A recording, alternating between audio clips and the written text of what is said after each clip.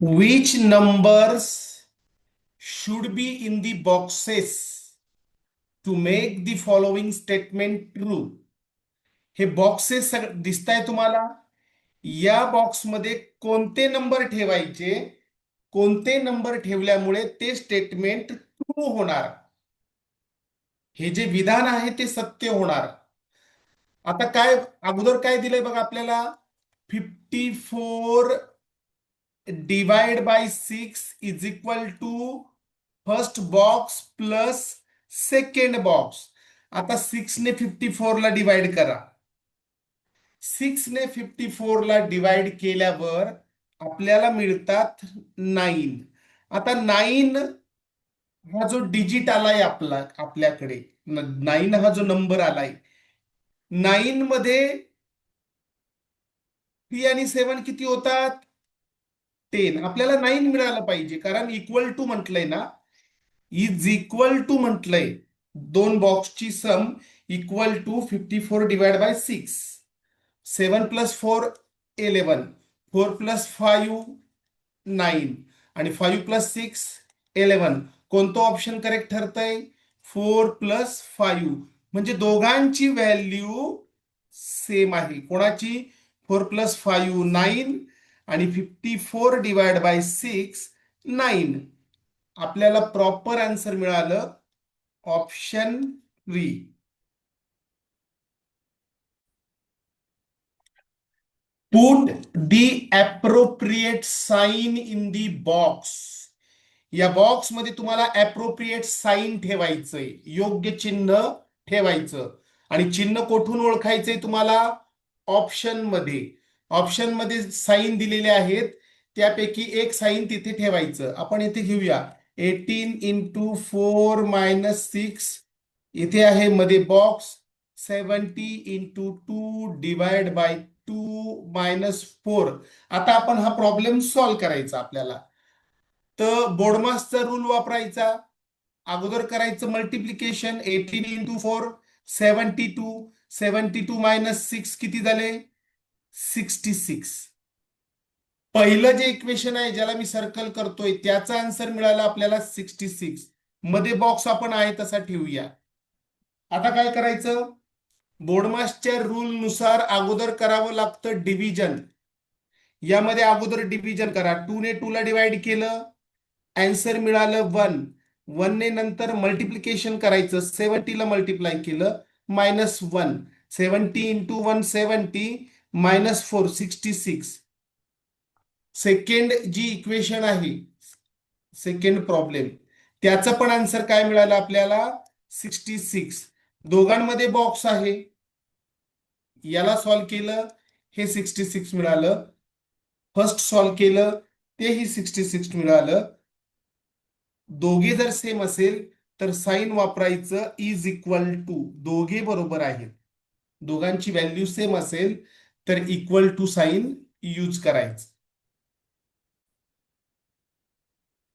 Which symbols will occur seriously in the boxes in the following expression?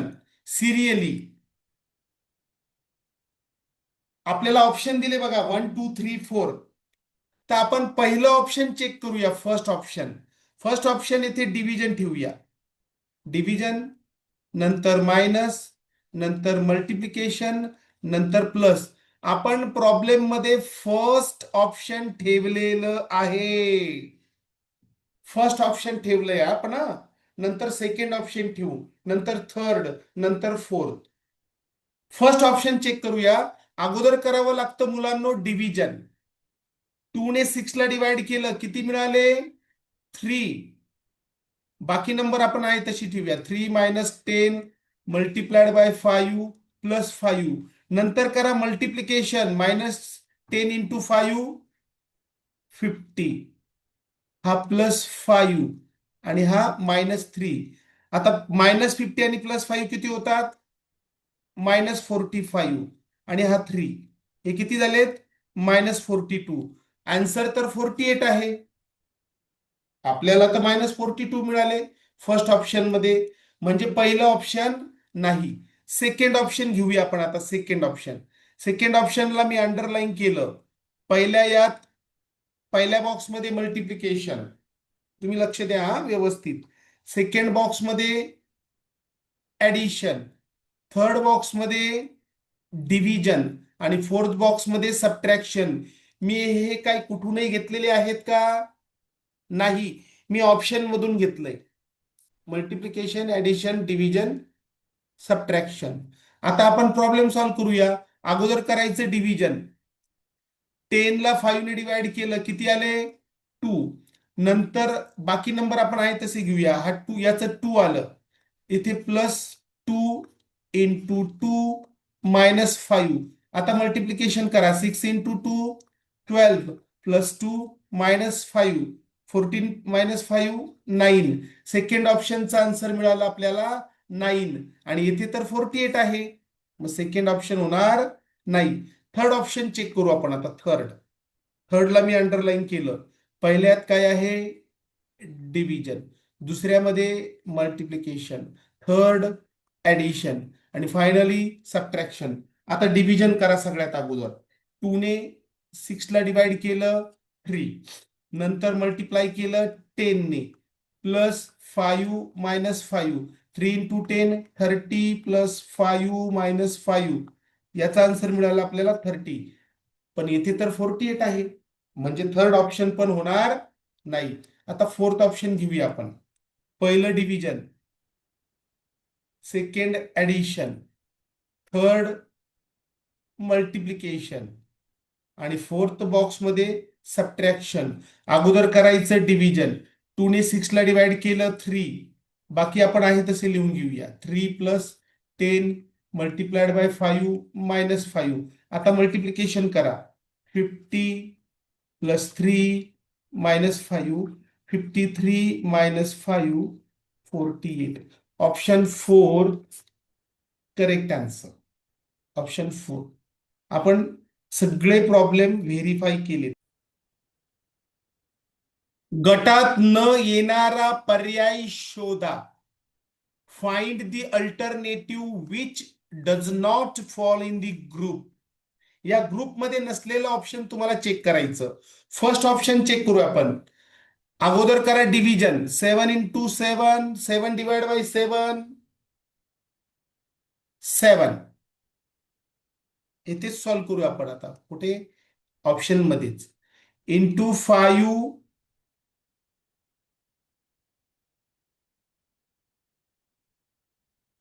7 into 1 किती होतात? 7. अगोदर division करायचं. या दोघांचं डिव्हिजन किती आलं? 7 इंटू 7 डिवाइड बाय 7चं 1 इंटू 5 7. हे आहे तसे घेतले आपण बाकीचे. हा 7 आणि हा 5 आहे तसे घेतले आणि 7 डिवाइड बाय 7चं हे 1. किती आलं आन्सर? 35. फर्स्ट ऑप्शन करेक्ट आहे, बरोबर आहे first option. Second option check करा. सेकंड 12 - 3. आता यामध्ये अगोदर करायची ऍडिशन. -5 + 10 किती होतात? -5 + 10 होतात +5. +5 इथे लिहिले मी आहे तसे. हा 12 - 3. -3 आणि +5 किती होतात? +2.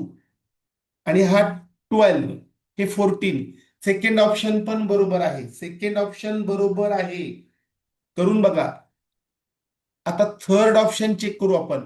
5 into 3 +4 into 2 = 70. Third option check करायचं. अगोदर करा मल्टिप्लिकेशन. 5 इंटू 3 किती?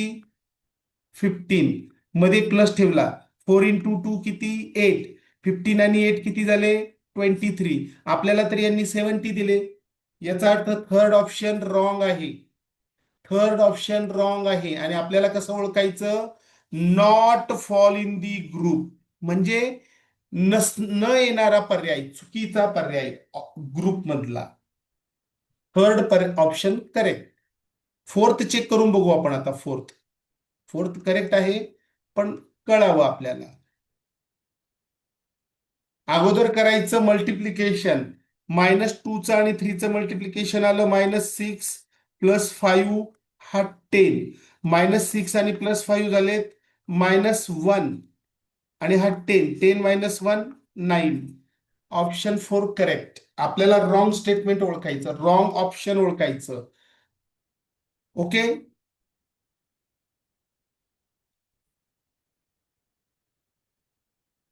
कोणत्याही संख्येचा भागाकार 1 ने भागल्यास तीच संख्या येते. हे स्टेटमेंट कसं लिहायचं? The quotient of any number. आता कोशंट काय असतो? Quotient of any number. Quotient म्हणजे आलेलं answer. Quotient of any number divided by 1 is the number itself.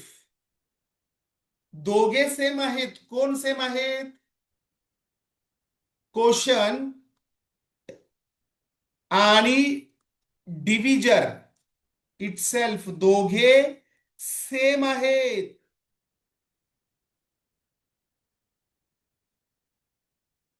Same आहेत म्हटल्यावर यांना आपण काय करूया? Divided by 1. डिवायडेड बाय 1 ने डिवाइड केलं कोशंटला. The quotient of any number. Quotient माहिती का तुम्हाला? या प्रॉब्लेम मध्ये कोशंट माहित आहे का? नाही. त्याला एन म्हटलंय. एन म्हणजे आलेला आन्सर. एन माहित नाही म्हणून त्याला एन म्हटलंय. कोशंट. याने डिवाइड केलंय इटसेल्फ म्हटलंय. दोघे इटसेल्फ म्हणजे दोघे सेम आहेत. कोण? कोशंट आणि डिव्हिजर. इटसेल्फ म्हणजे सेम, दोघे एकच. त्याने त्यालाच भागितलंय आणि आलेलं उत्तर तेच आहे. आलेलं उत्तर म्हणजे एन. आता ही इक्वेशन आपल्याला कोणती मिळते? How is the statement written in short? हे स्टेटमेंट कसं लिहिणार बघा. N divide by 1 is equal to N. आता एन हा कोशंट आहे. कोशंट त्यांनी आपल्याला सांगितलंय. त्याने कोशंटला त्यानेच डिवाइड केलं. कोणी? 1 ने डिवाइड केलं. Divide by itself 1. मग तुम्हाला ही इक्वेशन मिळाली बघा. N divide by 1 N. N म्हणजे 1. आता येथे कोणता नंबर येतोय लक्षात आलं तुमच्या? 1 divide by 1 is equal to 1. या एनच्या जागेवर आपल्याला मिळाला 1. 1 ने एकाला भागितलं, उत्तर आलं 1. N divide by N N. आता ते एन घेतलाय आणि तो एनच आहे. आता येथे यांच्या जागेवर आपण 2 divide by 1 is equal to 2 असं होईल का? 1 ने 2 ला डिवाइड केलं, हे 2 इज इक्वल टू 2. आलं लक्षात? दोघे नंबर सेम असणार आहे. ज्याने डिवाइड केलं आणि आलेलं कोशंट इटसेल्फ, त्याने तेलाच.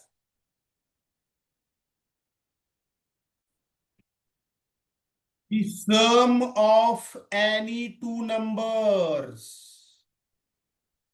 Sum of any two numbers. कोणतेही two numbers. And the sum obtained by changing the order of those numbers is the same. How is this statement written using letters for number? काय करायचं? कोणत्याही दोन संख्यांची बेरीज. कोणत्याही दोन संख्या घेऊ आपण. 4 + 5 घेतलं. And the sum obtained by changing the order of those number. 4 आणि 5 ची काय चेंज करायची? ऑर्डर. हे 4 आणि 5 मी एक्झाम्पल घेतलं. त्याला A+B म्हटलं तरी चालेल. 4 आणि 5 ची सम किती आहे? 9. यांची ऑर्डर चेंज करायची. ऑर्डर म्हणजे काय? इथे अगोदर 4 आहे, तो नंतर घ्यायचा. 5 नंतर आहे, 5 अगोदर घ्यायचा. फक्त त्यांचा क्रम बदलायचा, त्यांची सिक्वेन्स चेंज करायची. तर दोघांची येणारी सम 9 9 9 इज इक्वल टू 9 कशी असते? सेम असते. मग ऑप्शन 2 जे दिसतंय आपल्याला, ए ही संख्या आहे, बी दुसरी संख्या आहे, त्याला आपण इंटरचेंज केलं, बी आणि ए म्हटलं, दोघे इक्वल आहेत. Option 2 correct. Chandu type at the speed of n words. Per hour 5 hours. चंदूने काय केलं, एन वर्ड्स टाईप केले. एक स्पीड आहे, speed of N words. Speed किती आहे N words per hour for 5 hours. 5 hour त्यांनी जर टायपिंग केली 5 इंटू एन, याला 5 एन म्हटलं तरी चालेल. आणि सेकंड कंडिशन मध्ये चंदूने काय केलं, एम वर्ड्स पर हवर 6 हवर्स.